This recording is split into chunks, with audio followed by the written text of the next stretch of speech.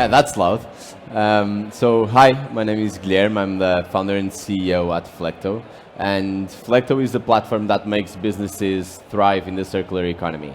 So what we were seeing was that more and more companies were looking for alternative models to the typical buying and selling.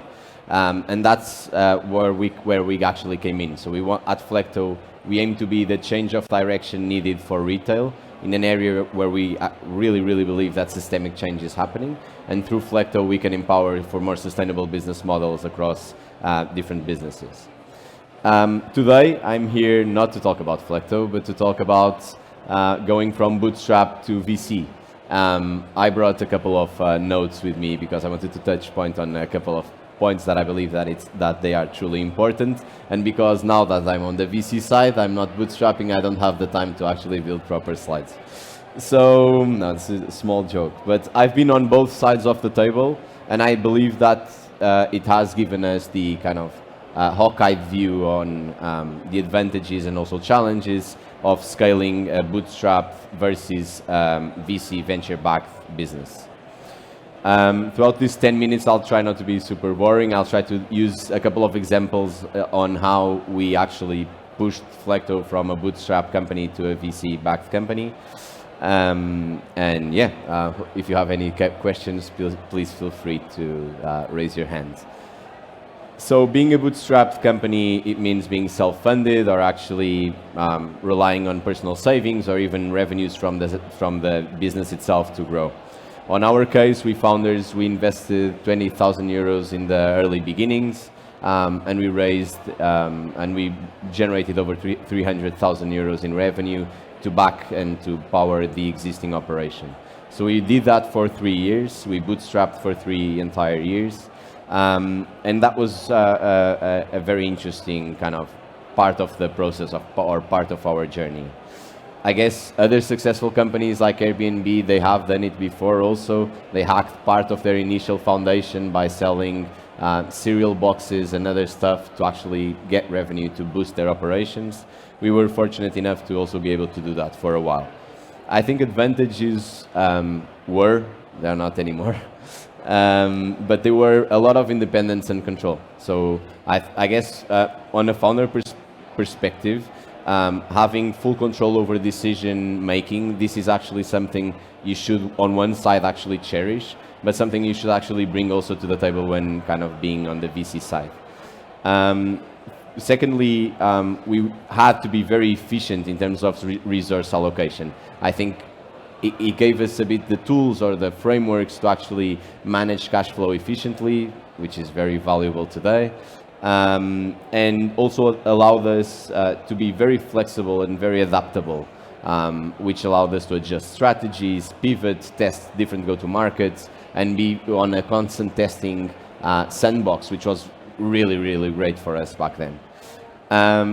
Lastly, I would say there's obviously minimum to low debt or equity dilution, which is obviously a perk, but it then again depends on kind of your needs. Being a venture-funded startup today, obviously we raised capital from external investors. We did a pre-seed round, currently raising a seed. And advantages, I would say, they are on kind of the scale and rapid growth that you can actually deploy to your venture. That allowed us to capture market share much faster than we were doing before, so that's obviously a plus. The expertise and also network of existing VCs, that's really relevant. I think when you're choosing who you're partnering with, it brings a lot of value to the table, both in terms of sales, commercially, in terms of talent, in terms of future fundraising opportunities. And my personal favorite of working on the venture side or venture-backed business is that you're always working on the future. I think that it's rare the time that I'm not actually thinking about how Flecto will be in 2 years' time, minimum 1 year time. And that really is an excellent exercise to be done on a regular basis. It does also have potential for higher valuations, which might be something that you are motivated for. Critical considerations, I would say, you need to really understand kind of your business model and growth potential. So does your business really require to be venture-backed? risk tolerance and timeline, how quickly can you actually achieve milestones, and then a bit on founders' goals and vision. So are you kind of on a personal level looking for long-term ownership versus building a unicorn company, and that's an entire different model.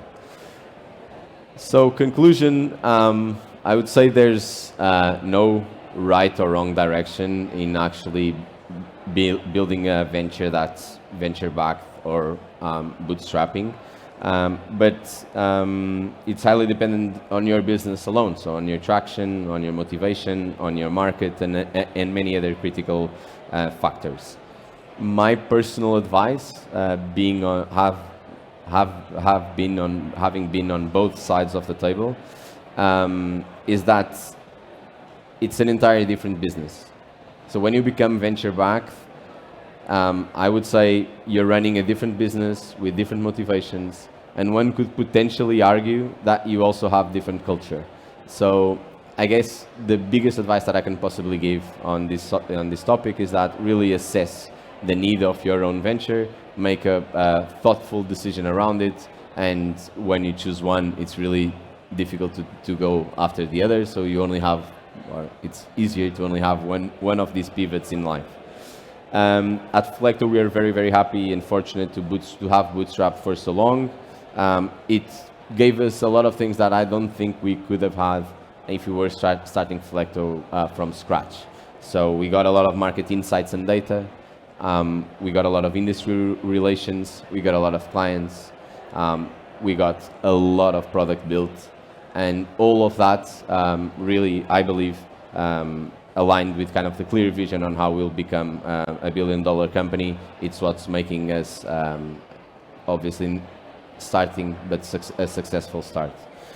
If you're choosing one over the latter, or kind of raising your first round in the next couple of months, or anything that I could potentially help, I'm a founder at Google for Startups. Very, very happy to give back. So feel free to ping me at guilherme@flecto.io, and I'll be happy to discuss on bootstrapping, challenges, sleepless nights, whatever you want to, and happy to help on the venture side if I can too. Thank you very much. And questions, if there are, obviously. We still have 1 minute and a half, so if you do have any questions, I'm here for you guys.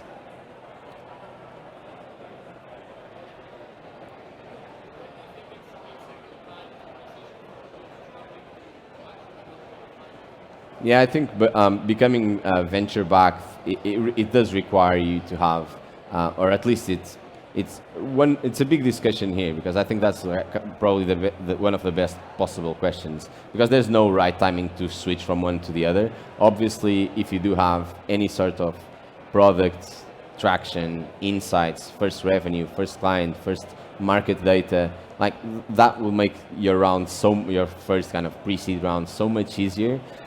So I would say that would be great, but let's make it clear, like bootstrapping doesn't need to be something that only people that have saved some money can afford to do. It should be something that you could potentially open, and pre-seed rounds should serve also people that are exploring the market. So I would say if you really want to raise kind of the pre-seed round at the best possible stage of your venture, try to bootstrap for a while, at least to get first market indicators, but be very, very precise on the market indicators that you want to achieve, and probably even tell that to your current investors. So look, I'm going out to the market, bootstrap to achieve this or to learn this, and after that I'm raising like full time, and if they agree, probably that's also kind of one first data validation that they have from you as a founder that you can achieve what you're setting up to do. So cool.